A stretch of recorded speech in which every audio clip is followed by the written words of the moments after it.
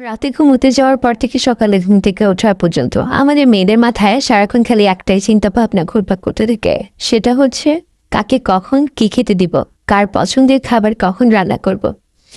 আর আমার হাজব্যান্ড যেহেতু খুব সকালে অফিসে যায়, তো আমি ঘুম থেকে উঠতে উঠতে নতুন করে নাস্তা বানাতে গেলে তার জন্য অনেকটা দেরি হয়ে যায়। তাই আমি সুযোগ করে দুপুরে কিংবা বিকেলের দিকে সকালের নাস্তাটা হালকা রেডি করে রাখার চেষ্টা করি।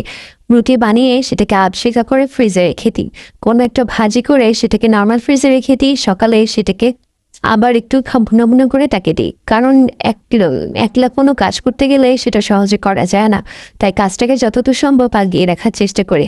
আপনারাও আপনাদের ছোট বাচ্চা কিংবা হাজবেন্ড যদি খুব সকালে স্কুলে যায়, তখন নিজের কাজটাকে একটু আগিয়ে রাখার চেষ্টা করবেন। তাহলে দেখবেন আপনার শরীরটাও ভালো থাকবে আর অবসর সময়টাকেও কাজে লাগাতে পারবেন। আমি তো দুপুরে বাবা ঘুমাতে পছন্দ করি না, অনেকেই আছে ঘুম ছাড়া বাঁচে না। আমি দুপুরে একদমই ঘুমাতে পছন্দ করি না। আমি কোথায় কোন কাজ আছে জীবনে সেটা বের করে সেটাকে করিয়ে আগিয়ে রাখার চেষ্টা করি।